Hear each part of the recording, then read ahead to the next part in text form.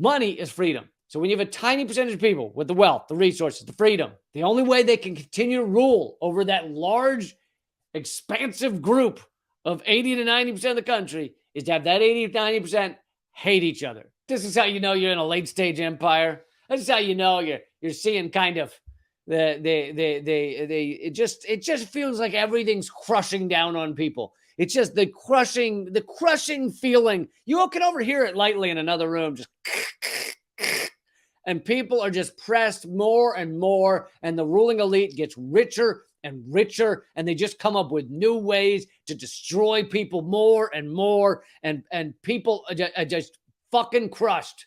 Here's some new numbers for you. The U.S. is becoming a developing country on global rankings.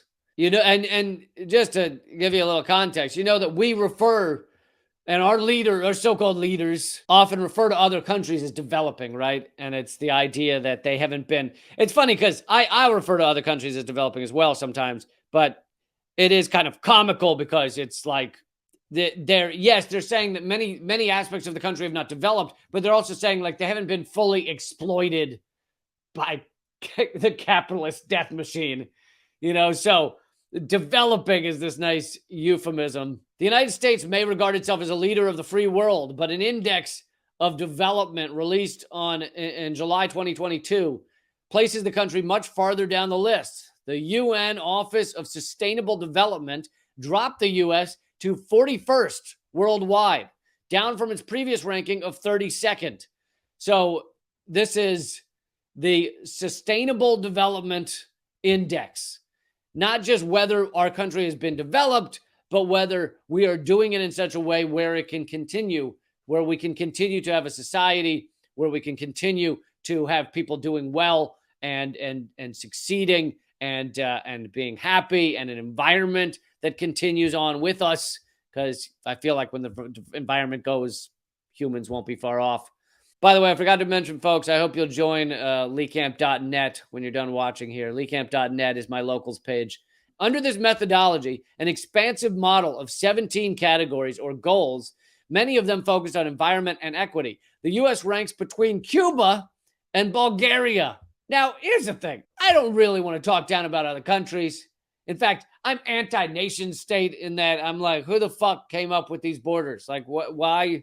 Oh, you walk 5 feet that way and you're somehow a piece of shit, and you walk 5 feet this way and now you're a hero. And the fucking deer and raccoons, they're going back and forth all day long. You don't think there's deer and raccoon going across fucking from Canada coming into this country, stealing our jobs? You don't think they go back and forth all? Of course they do. So it's only us in our dumb, fucking, sad mental capacity where we're like, God, there's a line there, and I don't like the stuff on the other side of it. I only like the people over here. Unless they voted for someone I didn't like, because then I don't like the people over here. And unless they have a different skin color, and then I don't like the people over here. But otherwise, I don't like the people over there. Unless these people root for a different sports team than I do, and then I don't like those people over here, but I don't like the people over there because they're on the other side of the line. So we like to point to these other countries. Cuba, right? You'll see endless propaganda against them. They're one of these countries Trump would call a shithole country. Oh, they're doing all this awful stuff. Cuba's so terrible. By the way, I visited Cuba for a few days. Seems like most people are doing pretty well. I'm not saying nobody has complaints. Please name a country where people don't have complaints. I think everybody does. I think it's not a surprise. People have complaints about their country, their leadership, their fucking presidents, their whatevers. But people seem to be all right over there. Anyway, we'd love to talk down about them and say all this shitty stuff about them. And here we are on the list of UN developed countries, development and sustainability, right next to Cuba. Below Cuba and above Bulgaria. One slot above Bulgaria. And this is all the funnier because of the way your average American would talk about Bulgaria. If you sat down with another fellow American and you said, tell me what you think about Bulgaria, they'd probably be like, I don't know, shitty country. I don't really know much about them. They don't do much there, right? Sit around, fucking They'd read books if they have them, but they don't have them, so they just have to read their goats. That's all they do. They just sit around all day reading goats. That's it. That's what I heard. Yeah, I heard. They don't have electricity, so they have to pedal their video games. That's you gotta do. You gotta. Some of them have hand pedals, so you play video games like this, and then you push a button, and you pedal a little more. They gotta hand churn their electric dildos because they don't have electricity. So you gotta sit there like this just to get the dildo to vibrate appropriately. It really sucks over there. It's terrible. It's terrible. Like the average American would say, I know nothing about Bulgaria and isn't a sad little shithole. Well, here we are on the list right next to Bulgaria. And they make the point in this article that both of those countries, Cuba and Bulgaria, are often called developing countries. So the United States has now gone down the list back to the developing countries. Where do you hear this talked about on your mainstream media? We are now back down to a developing country. The average life expectancy has actually gone down the past several years. Our child mortality is like ranked in the 30s or 40s of nations. It's pathetic. The U.S. is also now considered a flawed democracy. That's being generous. I would call it not a democracy. But the U.S. is also now considered a flawed democracy according to the Economist Democracy Index. As a political historian, I actually want to say I partially disagree with this next part. But yeah, of course the U.S. is a flawed democracy. We're not a democracy at all. We are, in every regard, we are not a democracy. First of all, we're, by definition, not a democracy. We're a republic, right? We have representatives in these houses, the House and the Senate and presidency, etc.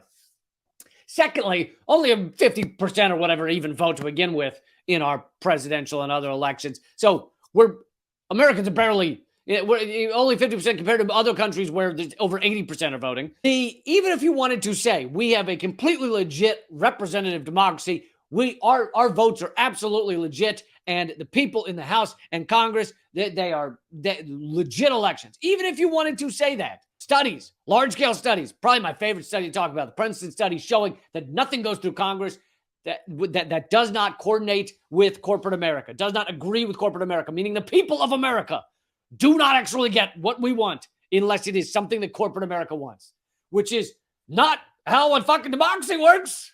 A democracy, the American people should get what they want if it's what they want. It shouldn't matter whether it aligns with our corporate American fascists.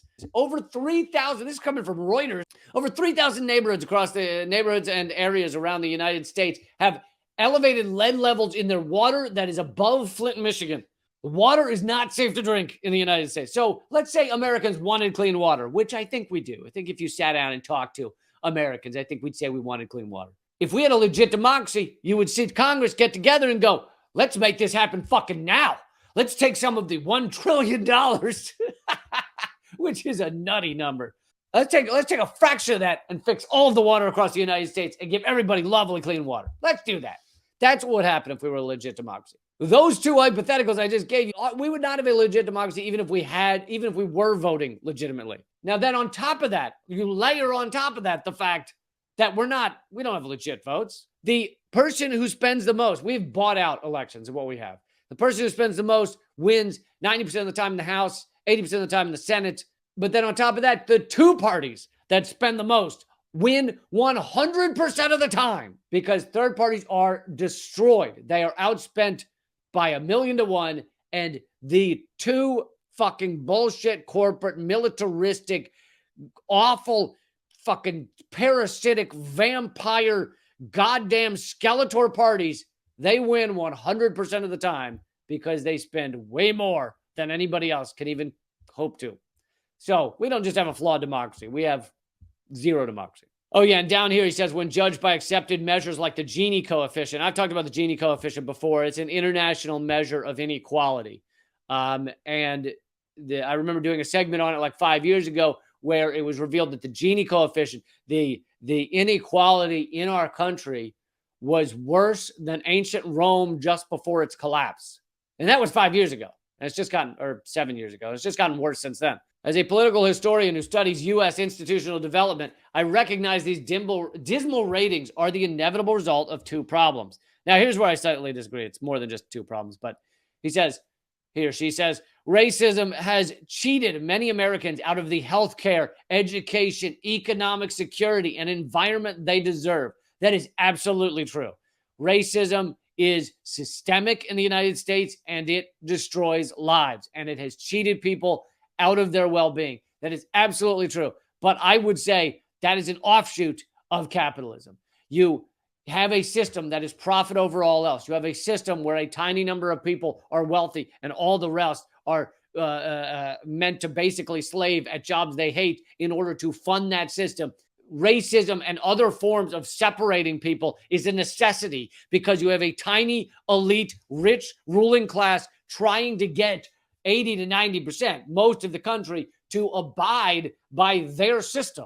Generally, if you were to have that and you weren't to break up that 80 to 90%, if you were to let them cooperate and work together and say, hey, we're all workers, we should all unite, we should all cooperate. If you were to let that to happen, that ruling elite would be taken down in a matter of days, maybe months. They would be destroyed. The guillotines would be out in minutes if you let that 90% of Americans work together and realize, hey, the true enemy of all of this shit, of everything we're dealing with, our true enemy is that tiny, rich elite. In order to rule, where a tiny percentage have all of the money and all of the wealth and all of the resources and much of the land and really the freedom, right? Because I've talked before how wealth equals freedom. So if you have all the wealth, you get all the freedom. You can do whatever the fuck you want in society. You can drive as fast as you want. You can you can even have sexual assault charges against you. You can usually buy your way out of those. You can get the top lawyers. You can exploit people. You can fuck people over. You can retaliate against workers, sexually harass in the workplace. You got the biggest lawyers in the world, most expensive lawyers, not to mention the fucking legislative judicial system is set up for you to begin with. You can buy your way out of all that shit. Money is freedom. So when you have a tiny percentage of people with the wealth, the resources, the freedom, the only way they can continue to rule over that large, expansive group of 80 to 90% of the country is to have that 80 to 90% hate each other. That's where racism comes in. That's why it's needed. Racism, homophobia, fucking hating other jobs because they get paid more than you, hating other jobs because they have health care, hating other people because they root for a different sports team than you. Fucking all of those things are useful to our ruling class. And every time we've had a big leader, a leader that actually speaks in large scales and millions of people want to hear what they have to say, anytime they said, hey, let's work together. I don't want to just talk to black people. I want to talk to black and white workers. Every time they say that, let's get together, that's when a bullet somehow mysteriously finds their head. I don't know what that is. I don't know why bullets have a thing against people who say, let's work together to change this system. I don't know. It really, now that I think about it, my biggest pet peeve is bullets. Always finding these fucking people who say, let's work together. Goddamn bullets.